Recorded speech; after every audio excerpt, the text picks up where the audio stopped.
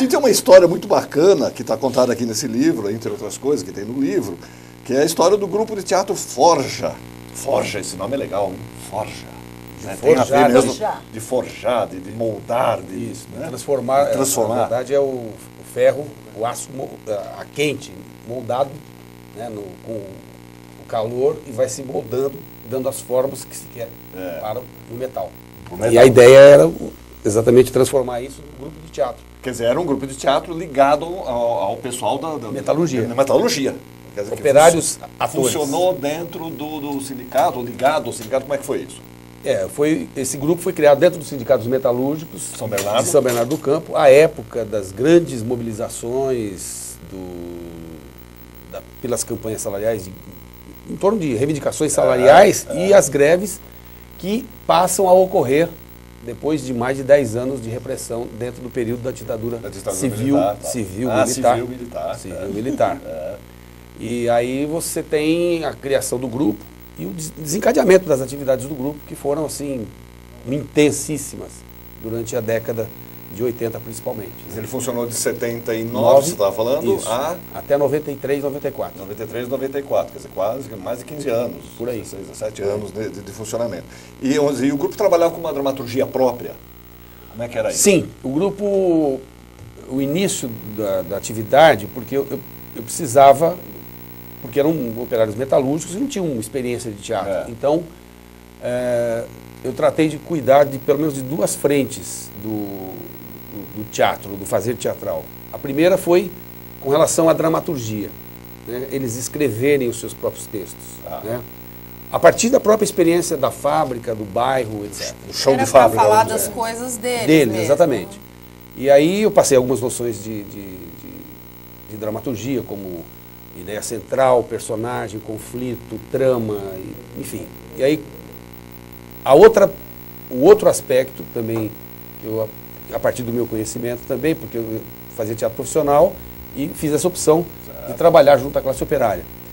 E era a questão da formação como atores mesmo. Então, por exemplo, noções de expressão vocal, expressão corporal. Onde as peças eram apresentadas?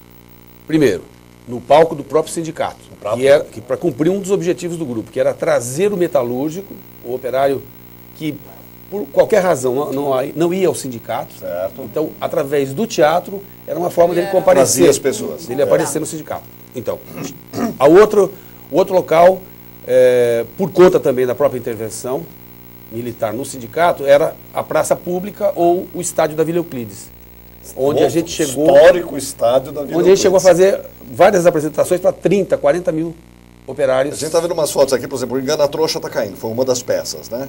Isso aqui é uma apresentação na Vila das Mercês, aqui era um espaço fechado. Isso, né? Esse espetáculo foi feito pelo grupo de oposição sindical metalúrgica do Santo Dias da Silva, aqui em São Paulo. Esse texto eu escrevi para eles, para a oposição. Quer dizer, você procurava pegar algum textos, construir textos em cima da realidade, das coisas que estavam acontecendo naquele momento. Exatamente. Né? Contextualizando aquele momento. Né? Isso. Aqui você tem o Pensão Liberdade, por exemplo, em 1980. Isso aí nasceu em função das repressões desencadeadas pela ditadura sobre o movimento popular. Desde movimento...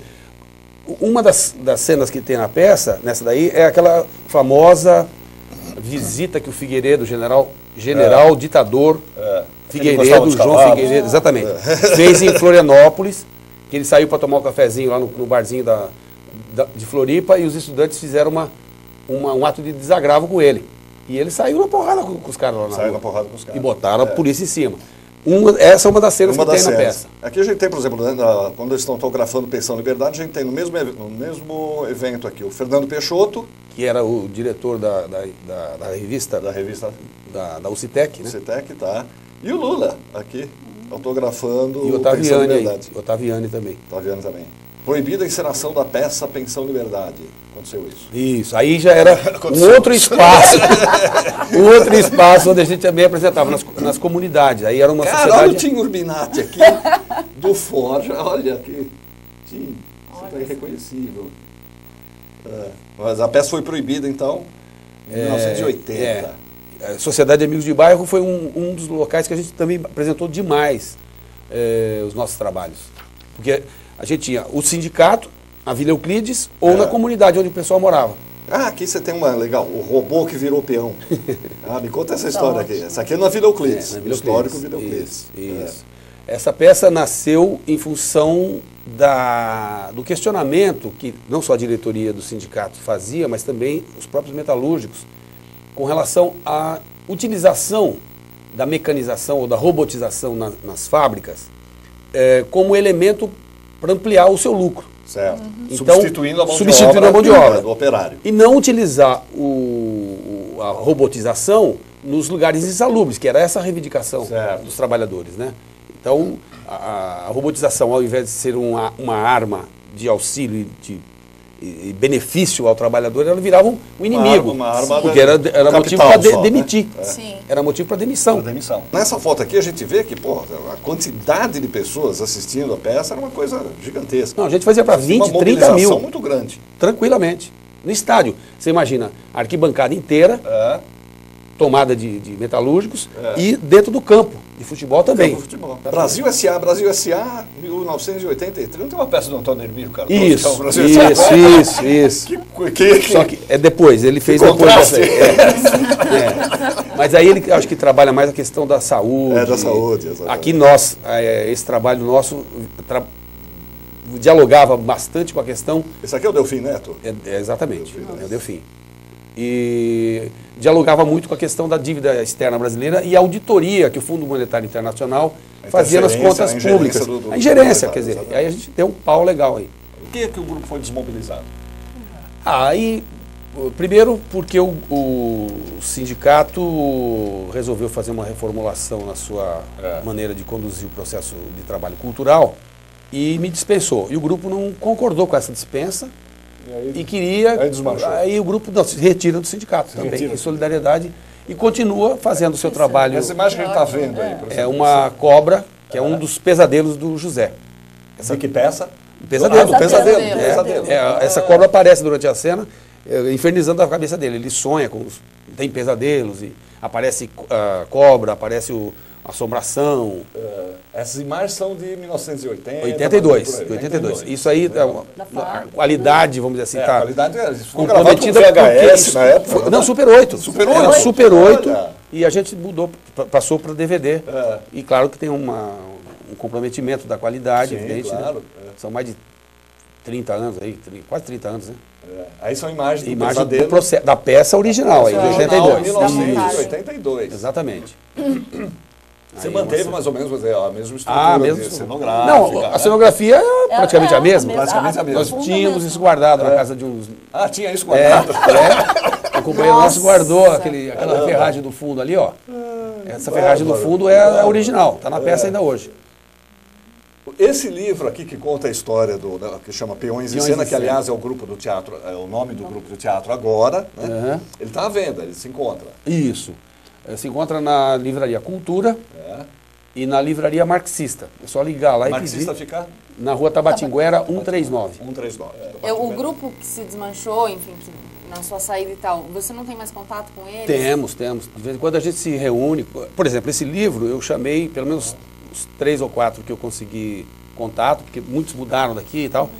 Eu levei a primeira versão que eu tinha do texto e lemos em conjunto, e eles palpitaram, criticaram, mudei coisas, etc. Aí fizemos uma segunda reunião, levei as sugestões que eu tinha refeito, eles ouviram, gravamos essa conversa, e essa conversa também está no livro. Está no livro. A avaliação e tal. E todo o processo da saída do grupo do sindicato e o desdobramento dessa... Porque aí a prefeitura cedia os espaços para ensaio, reuniões, só que aí a gente já não tinha mais um local fixo. Então, cada dia, cada semana, a prefeitura diz, hoje é na biblioteca, hoje é no outro teatro e tal. Isso, evidentemente, desgasta. E também não tinha mais a estrutura do sindicato. Por exemplo, cada peça que o grupo fez depois, fora do sindicato, não tinha veiculação para dentro da fábrica, como na época, eu ia no jornal direto para a fábrica. Aí já começou a ficar mais difícil. Conduzir o trabalho, né? E aí foi natural mesmo o desgaste. Né? Pesadelo é uma das peças do repertório do Forja. Que está no livro. Está no livro aqui. Exatamente. Você viu o texto. Agora, Cléo, me fala um pouquinho mais da história do Pesadelo. O que está acontecendo? Quer dizer, a peça começa em que momento? Bom, a peça começa já num momento crítico dentro da fábrica, né, dessa movimentação dos operários, com essa sombra, né, com esse pesadelo da demissão, da crise, né, dessa movimentação. Então já já tenso, né, esse momento. E o José já está nesse momento de que ele tem que optar e escolher algumas pessoas para demitir ou não, né? Que é o chefe. É a hora que ele tem que tomar. Sessão, exatamente, é a hora dele dizer de que lado que ele vai ficar, né? E em casa tem esse conflito, né? O fato deles não conseguirem ter um filho, gerar um filho, a presença, né, do familiar lá que tem essa ligação com o campo, com as ligas camponesas. Então o espetáculo ele já começa num momento de tensão, onde o personagem, o José, ele já vem sofrendo pesadelos, ele já está num momento crítico. Quer dizer, é um momento crítico para ele, quer dizer, escolher quem será. Fácil, Isso, né? E aí é que está a atualidade. Exatamente, eu acho que fácil. assim, né, a atualidade da peça que você estava comentando, né? Que hoje, por exemplo, embora não seja no chão de fábrica, no operário, mas que trabalhador, né? Hoje em dia nas empresas não passa por isso, né? Que tem um cargo, né? Que tem que fazer uma escolha. Isso deve ser terrível. Então a peça é ambientada numa fábrica, é isso?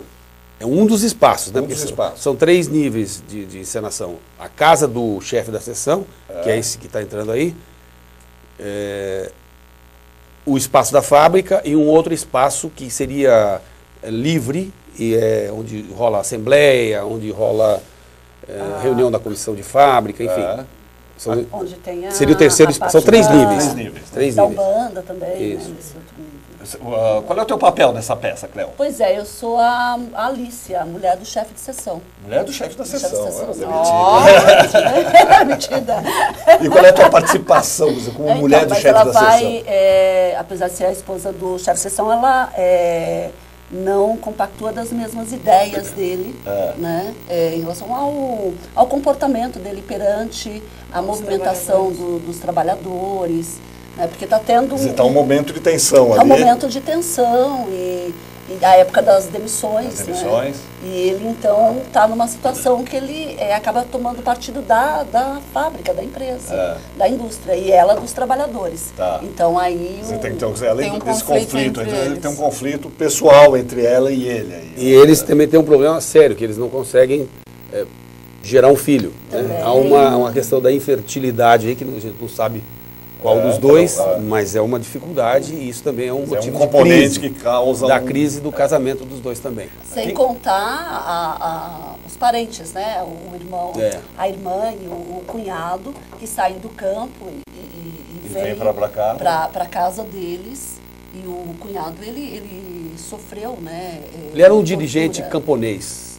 Das ligas ligadas. Que é uma jogada. Ligas camponesas. Isso, exatamente. Ele é preso numa situação X lá na peça e ele é torturado. Ele recebe tanto choque que ele acaba ficando meio lelé da cuca. E aí, essa peça é de que ano? De 82. 82. Né? Exato. O momento em que você escreveu essa peça, 82, o que estava acontecendo? Assim, o que te motivou a fazer? O que motivou foi a grande onda de demissões. A peça ela nasce do relato de um companheiro que era funcionário da Mercedes-Benz e ele chega no grupo e ele conta o que aconteceu na segunda-feira. A gente se reunia sempre aos domingos. Aí no domingo ele chega e fala, olha, eu não pesquisei nada, porque eu fiquei muito mal essa semana. O que aconteceu? Aí ele contou como é que foi o processo de demissão de 6 mil trabalhadores na Mercedes. Numa tacada, num dia. Aí, 6 mil pessoas chegaram lá para trabalhar. 6 mil não, eram 10 mil mais ou menos. E 6 mil voltaram tacaram. Aí, a maneira como ele contou e os fatos que ele narrou, despertou todo mundo. É isso aí que nós vamos escrever. E aí, sensibilizou, né? E aí nasceu a peça. Arrepiada, só de ouvir, assim, que deve ter sido... Caramba. Isso aqui são fotos da primeira montagem, 1982, Encenação do Pesadelo, no Sindicato dos Metalúrgicos São Bernardo do Campo, 1982. Né? Você é essa aqui, Cleo? A representação. Você faz este personagem e eu sou esse aí, eu sou o chefe. Você faz o Eu estou fazendo esse chefe. Porque a gente conseguiu botar nessa peça, por exemplo, a encenação dela é a ação presente da classe operária na cena, no palco. Então, por exemplo, não é como no Black Tie, por exemplo, que os personagens narram o que aconteceu fora. Aqui não. É dentro da cena. A fábrica, por exemplo, ela acontece na frente. na sua frente. E muita coisa dentro da fábrica. Exato, exatamente. Então, a casa dele, os acontecimentos que ocorrem na casa dele, de chefe de seção, são os acontecimentos da relação dele com a mulher dele. E não é uma coisa contada de fora, entendeu? Então, esta relação, por ser muito viva e a época, ali, né? e a gente conseguiu, pelo menos, dar um grau de universalidade àqueles fatos que a gente escreveu, para não ficar preso a São Bernardo do Campo. Não era só São Bernardo do Campo. Não é só aquele caso, né? Então aí a gente tem que foi um esforço. Esse eterno problema da relação do capital com o trabalho, quer dizer, o aproveitamento ao máximo na mão de obra, exploração. E isso era uma discussão que eu tinha com o grupo. Trabalhar a questão de uma forma universal. Que não, quando a gente mostrasse a peça, não fosse apenas São Bernardo do Campo que o cara vai ver. É Rio de Janeiro, é Minas Gerais, pode ser Paris, pode ser Hong Kong, pode ser qualquer lugar. Desde que haja pode ser uma fábrica, pode ser exatamente, um banco. Capital, exato, exatamente. É a contradição capital-trabalho. Porque hoje, por exemplo, essa situação depois do que aconteceu com os metalúrgicos, da mecanização, quer dizer, os bancos também entraram. Total, Quer dizer, total. hoje os bancos têm processos automatizados. Né? Vai num banco, hoje tem 3 pessoas trabalhando dentro. Atendimento automático é o que, o que prevalece ali dentro. E com isso a dispensa de obra é imensa, né? Apresentação do Diretas Volver do Paço Municipal de São Bernardo durante a campanha das diretas já em 1984. Olha a multidão aqui na praça, na rua, no Paço Municipal de São Bernardo. Ali no você pega a história do Forja, né? E aí você entende a história do nosso país, né? Do país. Porque cada peça correspondia, cada peça correspondia a um desdobramento da conjuntura. Esse livro, por exemplo, eu narro exatamente isso. Cada situação política e econômica vivenciada pelo país, o grupo respondeu com uma peça. Respondeu com uma peça. Isso é fantástico, né? Isso é um aprendizado também. Olha que bárbaro, isso aqui com bonecos. Isso aqui é do robô, né? Da peça isso, do o robô que virou peão. O robô que virou peão. Um robô. É um boneco ou é um ator aqui que está vestido de robô? Não, é um ator. É um ator? É um ator. Pega a proporção da imagem. Parece que é um boneco. Né? E nessa peça também a gente conseguiu fazer uma coisa interessante, sucata, não é? Que foi a sucata. Sucata. Colocar, materializando, humanizando os personagens que estavam apenas na folhinha do sindicato, na tribuna metalúrgica, que era a figura do Sombra, do João Ferrador e do Patronildo. Os 3 personagens que eram apenas imagens, né, no papel. E aí a gente transformou os personagens em... botou o ator personificou. E gerava reações na Vila Euclides. O patrão era o que mais apanhava. Levava porrada. Delírio geral da nação. Ele entrava, ele metia o pé, chutava, dava porrada, tapa na cabeça, passava a mão, tudo. Patronildo chamava o personagem. Não, e a gente está no momento também em que a ligação do funcionário com a empresa é cada vez mais tênue. Né? Sim. Dizer, antigamente você tinha aquelas pessoas que trabalham 20 anos, 30 anos. Hoje é absolutamente descartável. É como o celular, né? É rapidinho. Substitui fácil. Lugar, então, a relação é muito mais frágil, né, das pessoas com o vínculo de trabalho. E uma coisa também... Não, mas não tem a manifestar... A organização, o coletivo. Hoje em dia, eu acho que isso se perdeu. Diluiu, né? Mesmo porque a própria maneira da empresa se organizar hoje, ela sofreu uma modificação radical em relação, por exemplo, à década de 70 e 80. Você tinha mais de 60 mil trabalhadores numa empresa como um único local. Né? Quer dizer, e o Marx já chamava da Mercedes-Benz em São Bernardo, tinha 60 mil pessoas trabalhando. E o velho Marx já tinha apontado isso no Capital, quer dizer, a concentração da classe operária facilita inclusive o processo de conscientização. Claro. Então, quando eles perceberam isso, eles só não perceberam antes porque a própria ditadura abafava isso.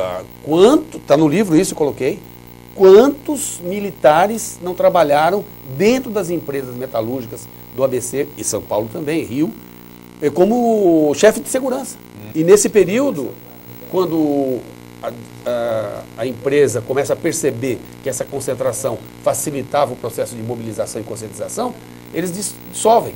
Racham a empresa. Manda um pedaço lá para Taubaté, para o interior de São Paulo, aí acaba. Modifica essa estrutura para facilitar o controle.